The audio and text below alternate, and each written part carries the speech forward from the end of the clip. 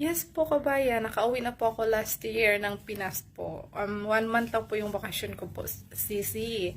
Alam mo ba mga kabayan, may chika po ako sa inyo nung umuwi ako ng Pinas. Alam mo ba nung kumain ako ng tuyo at saka ginamos, alam mo ba yung bumaliktad yung sikmura ko mga kabayan? Kasi hindi na po ako nasanay sa pagkain ng ginamos at saka tuyo. Parang hinahanap ko po yung pagkain dito sa ibang bansa, yung parang yung palagi na lang karne na lang po. Yung sikmura ko parang bumaliktad. Amoy pa lang po ng tuyo at saka ginamos, hindi ko na po nakaya.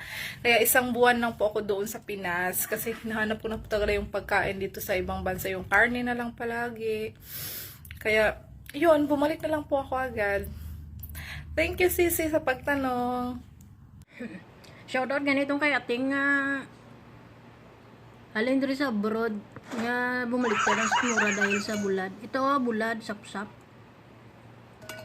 At ito, pison.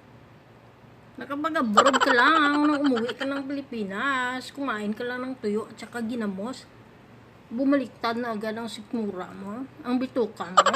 Baka gusto mo pag uwi ka ng Pilipinas, ipasitiskan ko yung bituka mo kung bumaliktad ba. Hindi mo ba alam na ito yung paborito namin dito sa Middle East? Ang kumain ng ito, baby shark. Ito, baby shark, ito eh. Ang kasi ang magda, ulo ng bulldozer. Mahiya-hiya ka naman, Ting. Kami dito, sabi kami makakain ng bulad at saka ginamit. Kasi palagi na ng karne, manok, kami, at saka karnero. Kaya hinahanap-hanap namin yung pan-ateng, ginamos, at saka tuyo. Ngayon sabihin mong bumaliktad ang bituka mo. Karoon sinunto. Ito ay pasitiskan ko yung bituka mo kung ulit ko. Gigil mo ako ha. Ito ay ulo ng pison. Baka gusto mong ihapak ko ito sa bunganga mo. Puro karni. Mag-abroad ka lang. Umuwi ka na ng Pilipinas. Ayaw mo nang kumain ng tuyo at saka ginamos?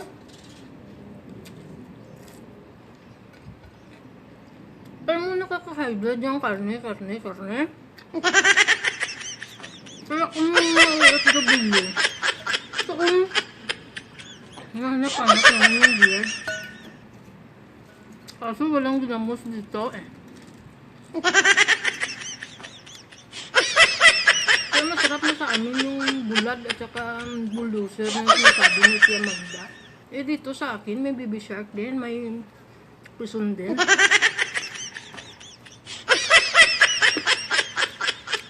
Para sa aming mga OFW, special ito, parang Ritson na.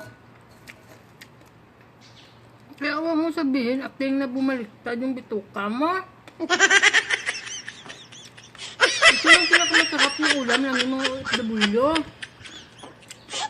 Ang gusto ng ulam ng mga OFW dito, Indomie at saka itlog. Kaya pag nakakita kami nito at Teng, kasi lang mga piso na baby shark. Masaya na kami. Alos maglulunda kami sa saya. Ngayon, ikaw bumaliktad ng iyong bituka. Tinunto ito. Hindi ka magsigi ka ba pasayaw? Pasaway at Teng. Dahil ini sa mga OFW. Hindi pa nga natunaw yung kangkong sa sinain mo. Bumaliktad na nung kumain ka na ng tuyo at saka ginamos.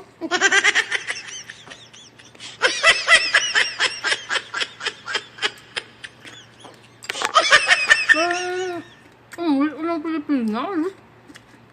Karne na yung gusto mo. Ay, naku, Ateng. Kasi tuskan ko yung bituka mo kung bumaliktad. Pag-uwi ko ng Pilipinas. Ito yung paborito ng OFW, yung tuyo. Ito ka ba naman? Gano'n Ateng, nagulit dito. Kasi pala nilita mo, bumaliktad ang bituka mo. Kasi ayaw mo na kumain ng tuyo. At saka mo? Ay, naku, Ateng. nag-abroad ka na lang. Kasi nag-abroad ka lang. Ayaw mo lang kumain ng ginamos sa katuyo. So, ate, masarap ng picture. Itisong ko ito sa bunganga mo eh. Sarap ng ulam ko. Kaya nag-gulit ka.